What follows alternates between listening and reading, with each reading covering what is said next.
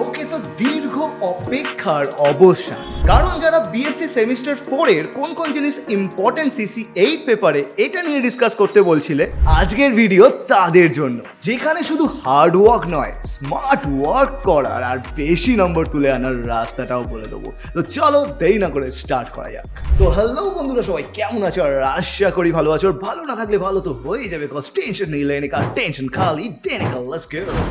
তো প্রথমেই যেটা তোমরা স্ক্রিনে দেখতে পাচ্ছ, দ্যাট ইজ ম্যাথামেটিক্যাল ফিজিক্স 3, যেখানে তোমাদের কমপ্লেক্স অ্যানালিসিস আছে, variation of calculus in physics আছে, যেটাকে আমরা নাথিং বাট ক্লাসিক্যাল মেকানিক্স বলে থাকি, and last but not list আমাদের স্পেশাল থিওরি অফ রিলেটিভিটি আছে। সর্বপ্রথম ওয়েটেজটা রিলেটিভিটির বেশি আর ম্যাথামেটিক্যাল ফিজিক্সের বেশি comparing to our classical mechanics. তো যদি কেউ আমাকে বলে যে স্যার ফুল মার্কস পেতে চাই এতে, অবভিয়াসলি তোমরা সেটা এক্সপেক্ট করছো, তো তাকে আমি রেকমেন্ড করবো, আর ভাই যাই পড়িস না কেন তুই কিন্তু এসটিআর অর্থাৎ স্পেশাল থিওরি অফ রিলেটিভিটি খুব ভালোভাবে পড়ে যাবে। তো দেখো, এইটা গেল বেসিক সিলেবাস যেটা তোমরা জানো, কিন্তু যেটার জন্য তোমরা ওয়েট করছো, অর্থাৎ 3, 2, 1 বুম, কি কি পড়তে হবে, কোথা থেকে কোয়েশ্চেন বেশি আসে।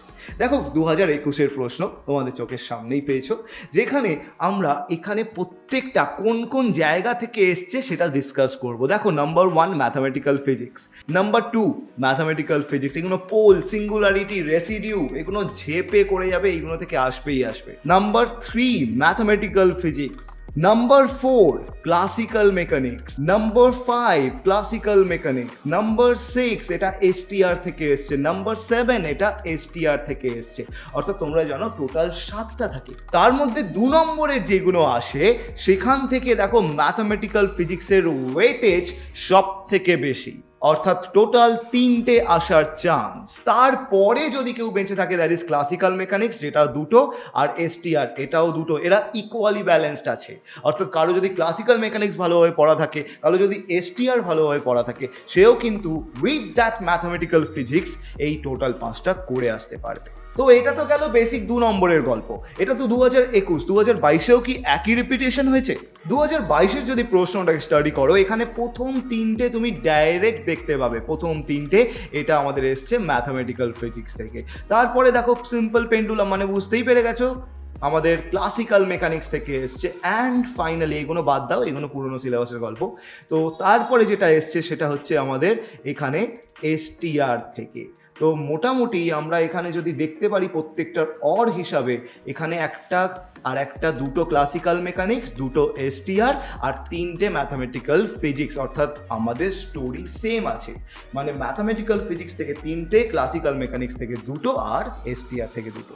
অর্থাৎ বাদবাকি তোমরা স্মার্ট আছো, তোমরা বুঝে নিয়েছো কোনটা করলে তোমার বেশি লাভ।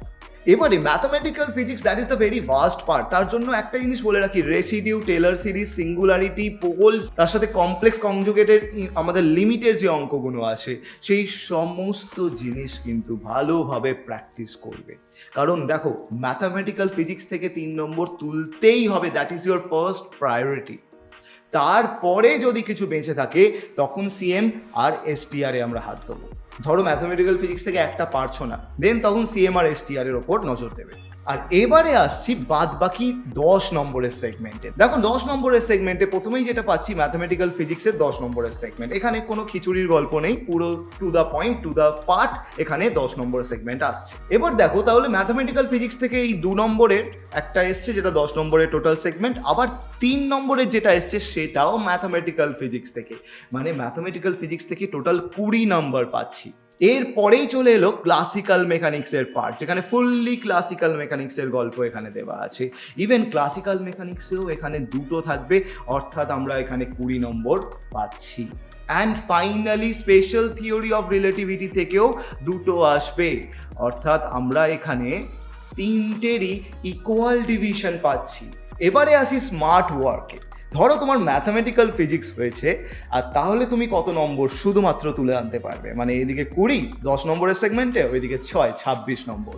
কিন্তু তুমি ম্যাথামেটিক্যাল ফিজিক্সের সাথে যদি তুমি ক্লাসিক্যাল মেকানিক্স মানে ওই ছোট্ট পার্টটা পড়ে যাও, তাহলে দেখো তোমার এখানে 20 আর 20, 40 নম্বরের 10-এর সেগমেন্ট তোমার কভার্ড, আর ওইদিকে 10 নম্বরও covered, but that will be too risky. এছাড়া কেউ যদি শুধুমাত্র STR special theory of relativity তার সাথে আমাদের ম্যাথামেটিক্যাল ফিজিক্সও পড়ে, তারও একই গল্প। তো আমার যেটা সাজেশন, ম্যাথামেটিক্যাল ফিজিক্স খুব ভালোভাবে পড়ো, তারপরে সিএমটাকে তারপরে, এই দুটো পার্ট খুব ভালোভাবে পড়ো, ম্যাথামেটিক্যাল ফিজিক্স আর ক্লাসিক্যাল মেকানিক্স।